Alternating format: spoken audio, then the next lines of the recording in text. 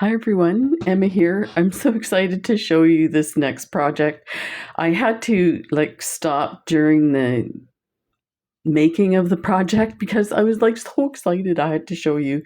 And there was some of the things I wanted to show you before I got it completed so you can get an idea of what I'm doing.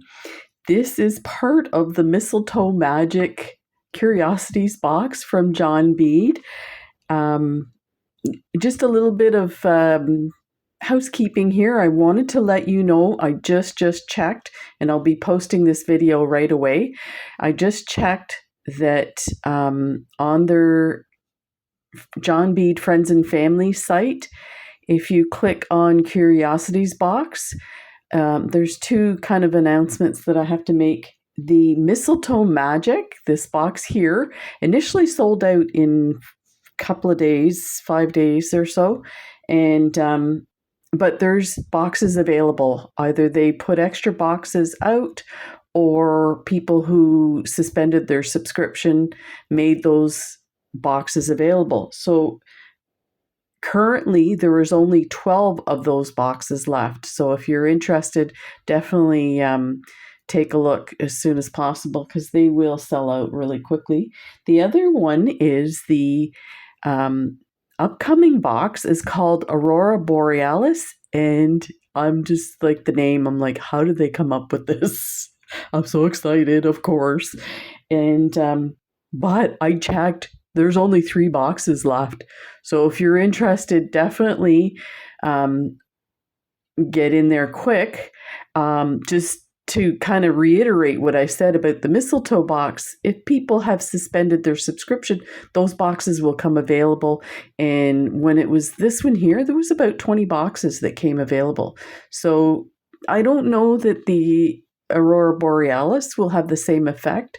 I think some people are so busy with the holidays that they don't have time to do stuff for themselves. So those boxes came available. But anyway, let's get to the down to business here. So just to let you know, I have a bunch of projects on the go, but it's they seem to be taking longer than usual. And I think that's because I'm a bit distracted with some other things going on. But we'll definitely get to them. So here's your little sneak peek of this one here. So let's move this off to the side. I used, first of all, it's a hair band or headband, and I'll go through what I used. So in my box, now you may have gotten a different strand of John Bead strung mixed beads like this, and it came with 2 other strands. So one strand was these lovely little, I think they're 4mm. They're rondelles, so let me just bring this up a bit here. So these little ones here came with a strand, and you can kind of see here, I still have quite a bit left of these. And then these ones here is the next size up. So these are gorgeous. Now you may have gotten in your box, you may have gotten a blue or a whatever color these strands came in. So, and I think some of them even have different type of beads as well. I just love them because they're so amazingly curated. They look lovely just the way they are. They're on the card and they're all twisted together. It's like, just inspires you to do stuff. So let's put these down. So I use those 2 kind of frosted looking ones. Move it over here. And the other thing that I didn't realize when I took the 2 strands off here is that these are a graduated color shift. So like an ombre. So you have the light pink here, the medium pink here, and then the darker pink here. So that is amazing. So I want to try and come up with a design that I could do to work on these guys so that you can actually see the shift. So that's those guys there. We got a little bag full of different beads and flowers and crystals. So I use those as well. So let's take a look at those, what I've used so far in this. So if you take a look, there's the larger crystals and the smaller crystals. The flowers, I took these lovely white. Now this one's a really big one, kind of a different shape, but you kind of get the idea. And I put a smaller faceted crystal to hold it in. And then, so these are really cool. Let me see if there's one here to show you. I didn't realize, so these are kind of like a, the bead, your threading goes through the middle hole, but on these ones here, they're actually like a finished bead up top, and your thread goes down the side of it. So let me see if there's one. Yep, there's one left here. Let me get my needle so you can see what I'm talking about. So the hole is at the base of the flower, and there's the flower. Isn't that adorable? I was so excited. I'm like, I've never seen these before. I get excited when I see a bead I've never seen before, which I've only been beading since COVID started, so I haven't really been exposed, but I tell you, I'm online all the time looking at stuff, getting inspiration. So yeah, it would be hard to find something that I haven't seen. So that's those guys there. I still have a few goodies to go. And then I supplemented with some stuff from my stash. So these lovely large pink leaves I put in there. And then these lovely pink. Actually, I think these came from John Bead in a box they sent me when I first started collaborating with them. They sent me they asked me what my favorite color was. I said pink. Imagine that. So, and then I took some like findings that I had, these kind of filigree metal pieces, and added to the form. And so different kind of designs. Now this one here, this was a kind of a bezeled piece that I was trying to come up with a design for a bracelet. And I love this one so much, but it never quite moved into the full design bracelet.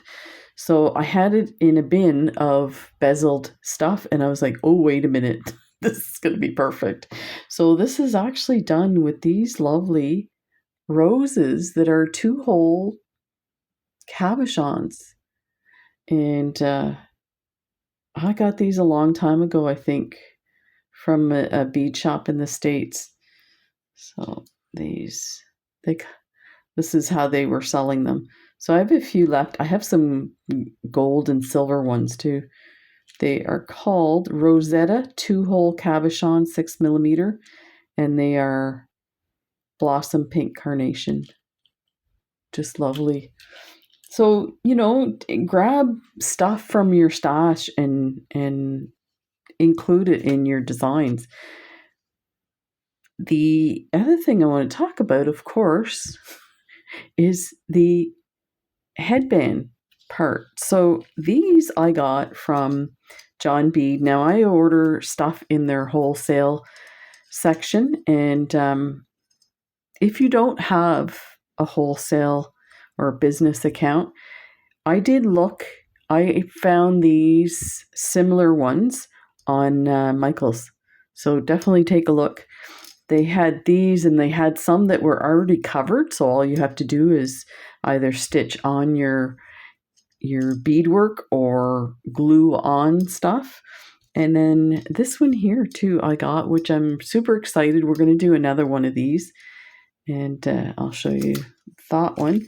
I did take one of these here. This was the idea. So I took this one here, and I added some foam that I got from like a packing, something that I got, like a computer that my laptop or whatever. It came in this foamy package, thin strips. So I put that on. I have to say, you can see I've taken off my piece here because when I went to put it over, this is a piece of ribbon. It was not wide enough. I totally forgot that when you start adding thickness to the outer circle, first of all, the length at the ends will be longer, so it takes more fabric to come around. And of course, it wouldn't reach the other side so that I could stitch it together. But we will make some really fun stuff with this one too. So, of course, unlike show and tell, I have to show you everything. So, what was the other? So there's the faux leather on this side. Oh, I used a piece of ribbon. Now, I have to say this was a major mistake, and I was kind of hesitant to show you guys this, but when I kind of look at it quickly and say, you know what, this is nice and pretty and stuff, it's not up to my standard. So there's a few things I have to tell you about using ribbon on something like this. If you're going to stitch through the ribbon, be careful, make sure that it's an area that you can't see. And let me see, even if you can't see it, when you stitch through the ribbon, I think you can maybe see it on this one here. Even when you stitch through the ribbon, you can see a bit of a line so that the threads that are in the ribbon actually pull away and create, like, it looks damaged. And then, of course, when I was stitching the edging, you can see where it pulls the ribbon, and it's almost like when you pull a thread and it comes out. And the other part to this, I was surprised. So of course I have my stiffy fabric on the underside of the ribbon. I glued it to the plastic headband, and the glue went through the stiffy felt and through the ribbon, and you can kind of see it's almost like a watermark through here. So my biggest recommendation for you, if you think you might use ribbon, is don't. It's so frustrating. All this hard work, and you can see all the little bumps and shapes from the stiffy felt. So yeah, I would highly recommend you use a type of fabric that's not going to show a whole bunch. Yeah. Now, if you were gluing it on, be a different story. But so yeah, I'm just going to continue. And here's the other thing about using ribbon. What the heck? What is that? Now, I have seen people online, when they cut their ribbon, they use a lighter to kind of melt the end so that you don't get this happening. This makes me sad. So I have a fix for that, because of course I can't take all of this off. I let me tell you, I thought about ripping it apart. I was so upset. But what I'm going to do is I'm going to take some of this faux leather, and I'm going to create the edging here and put a strip just at the bottom like this. I'll probably embellish it here, like maybe a bit of beading just on the faux leather, and then attach it to the end and have it rounded. This way too, this part here is closer to your ears when you're putting it on. So if it's nice and smooth and it doesn't, fray the ends of your beadwork and stuff like that, it's probably a good idea. So I will come back and show you the finished product, but I'm definitely going to upgrade this and use some different fabric. You could use your stiffy fabric. Some of the colors are just stunning. So, and actually, I think this one here was one from John Bead's it's called Good felt, and it's really, really strong. Like, it's amazing. So that looks pretty good. But yeah, I think I would like something more finished with that. The other thing I wanted to let you know is, speaking of my favorite colors of Celine beads, ta-da! This color is amazing. You know what? I have about 5 or 6 different pinks of the Celine beads, and I cannot believe every time I pick up this one here, and it's the matte macaron light coral. It is so yummy.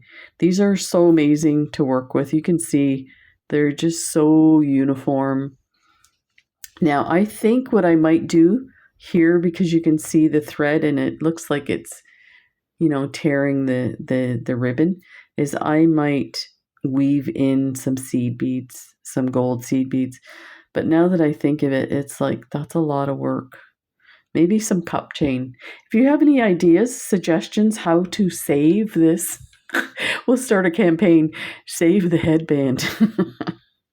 And baby squirrel's going to lose her. Cuckoo. But you know what? I thought it was important to show you this stuff because, you know what? Sometimes the projects don't go the way you see it in your head. There's still a ton of value in the project because you learn things as you're going. You learn to problem solve. You're still having fun making it. That's the big one. What would Mom say? Mom always said, "Are you having fun?" Well, that's the important part. So there you go. Happy Mistletoe Magic. Your boxes should be arriving soon for the lovely subscribers that ordered the box. Yeah, they're on their way, and you should be getting them soon. Take care, everybody, and we'll see you in the next video. Bye.